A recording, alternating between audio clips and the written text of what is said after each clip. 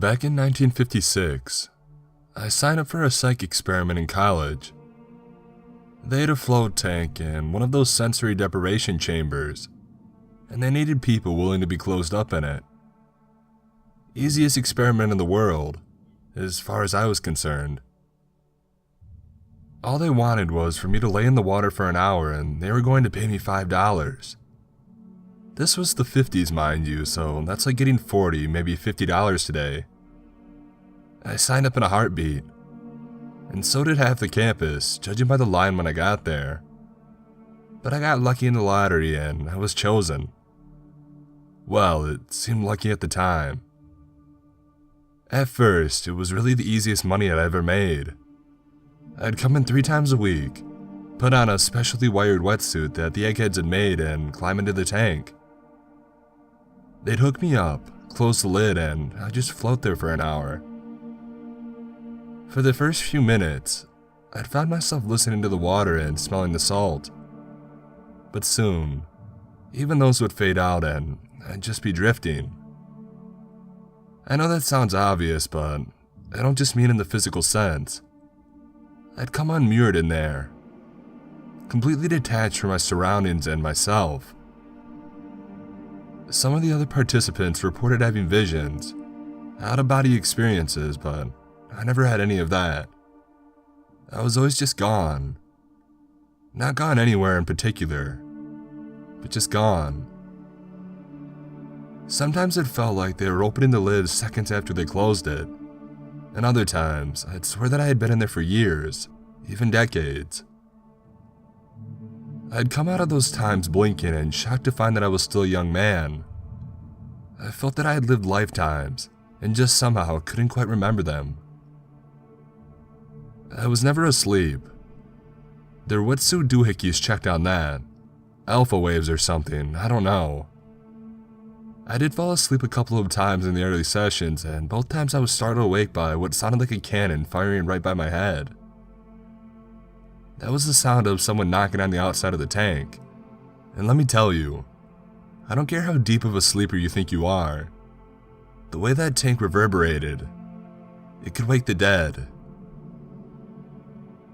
I never knew what they were recording or what they were looking for. They'd ask me questions when I got out, but they were always open-ended. Tell us about your experience and things like that. And then they'd just listen while I talked, pencil scratching and big cameras rolling. They were big budget for those days. It must have been some sort of government grant. And they never really got their money's worth out of me, in my opinion. I never really had much to report in the after session. My experience was always the same. I was nowhere, doing nothing. The only difference was how long I thought it had been. And I dutifully told them each time. It felt like I was in there for 30 seconds, and it felt like I was in there for 40 years. They wrote it all down every time and gave me my $5, so I was happy to keep coming back. But then one day, it was different. I was in the tank. I was nowhere. I was no one. And suddenly, I could sense something else. I could see it, but not with my eyes. My eyes saw only blackness, yet I had the impression of something else there. If sight were speech, then my eyes didn't have the words to explain whatever this was. I felt it in the same confusing way. It touched me, an exploratory caress, but not any physical sensation. I felt ideas, felt them as textures and pressure. I wasn't equipped to understand them that way, but somehow, I felt that they were negative. And I heard it. I heard it with my ears, the sound of it. It scratched and it tore, little ripping noises like a metal rasp being dragged across the carpet. It dragged, a heavy, wet sound that spoke of rotten ooze and putrefaction. It rattled, the sound of cicada husks stirred by the wind, the noise of an old man's dying breath. All this I heard, the only sounds ever to reach me in the tank. And quite though they were, and lost though I was, I heard them gradually increasing in volume as they grew closer, ever closer. I was nowhere, and I was no one. Yet this thing saw me, it knew me. It was coming towards me. I could almost see it, in the blankness where there should have been blackness. I could almost feel it, in the ideas running over my skin. And I could hear it, hear every blasphemous noise it made. I do not know why my ears perceived it so perfectly, but every sound it made imprinted on my brain there in the dark. And then suddenly, I was gasping and floundering in water, a rectangle of light before my eyes.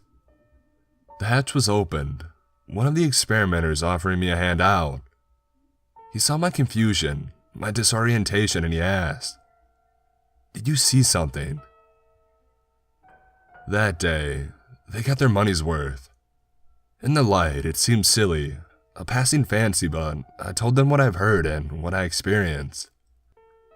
I replicated the noises as best I could, but they were never meant to be made by a healthy human throat.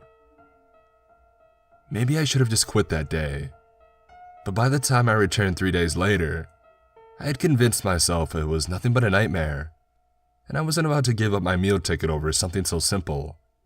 So back into the tank I went. Again it came, while I was lost in the black. I heard it again, its terrible, broken carapace scraping along the ground, dragged along by countless skittering legs. I knew it came for me, and bodiless, I tried to run.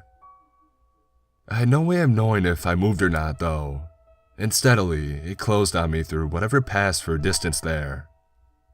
It was close enough for me to smell its hunger when I found myself blinking in the light again, my heart pounding.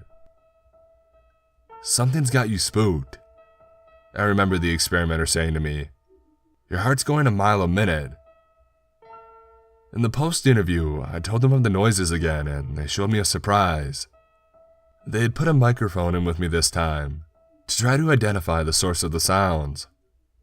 They played back the tape, and we turned up the volume and held our breaths. I expected to hear nothing, but thought that perhaps the microphone would detect something mundane. Some rustling from the lab outside that I had blown into nightmarish proportions. And then, to my shock, it came. The softly shredding metal, the whispering tongues, the graveyard rattle. Quietly, distant but approaching. "There!" I cried, pointing at the tape as if I could identify the sound with my finger. The scientist looked at me quizzically, and I frowned, for the sound had stopped.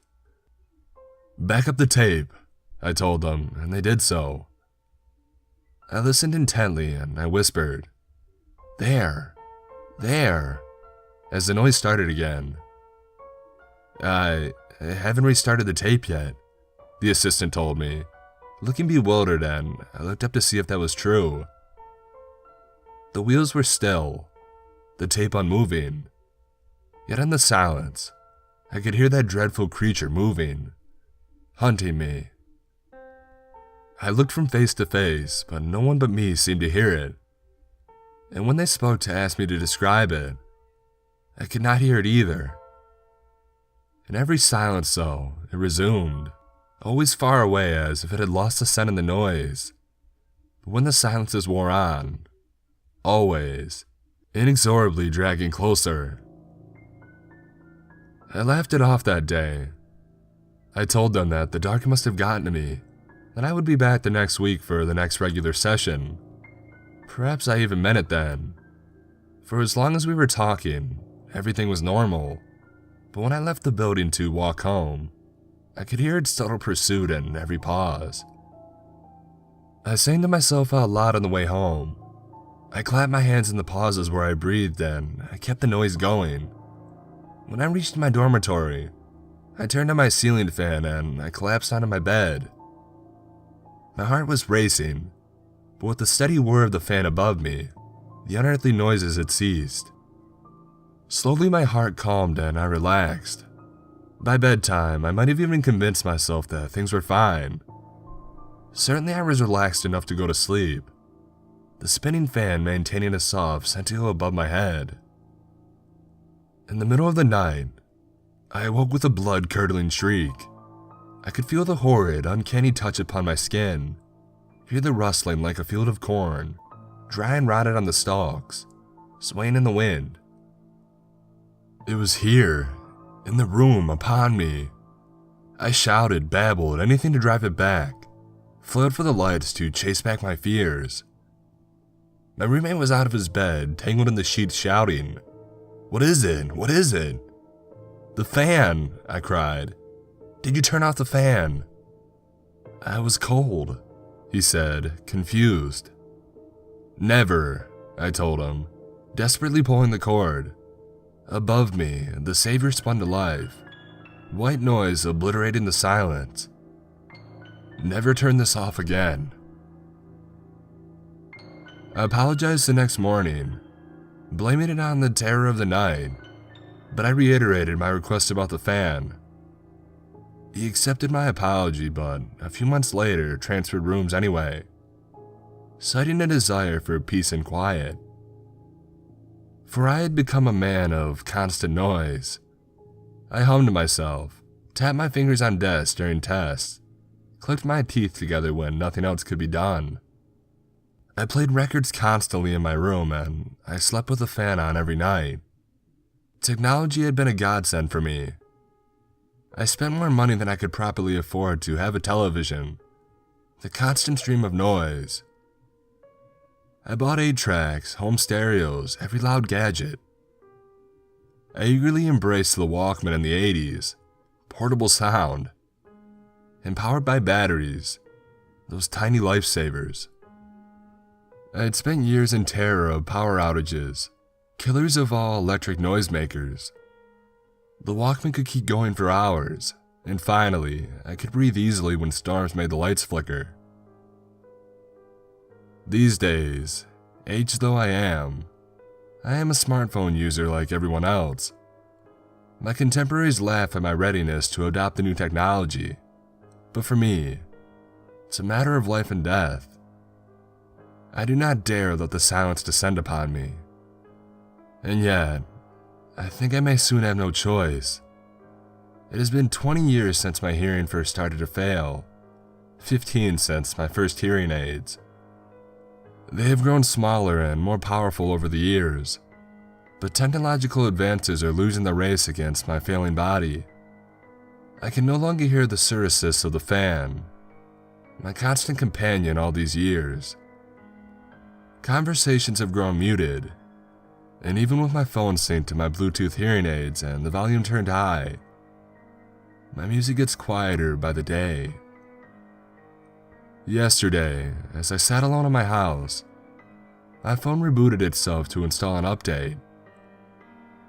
In the silence it left behind, I heard shattered claws clicking greedily, something foul and pestilent dripping in an open cavern, and a horrid sliding noise like raw meat being dragged across a grater. I hobbled to the kitchen and turned on the disposal, the blender, and the microwave. But even so, it was just barely enough. I think soon all my efforts will be insufficient, and at last, I will have nothing left but the silence.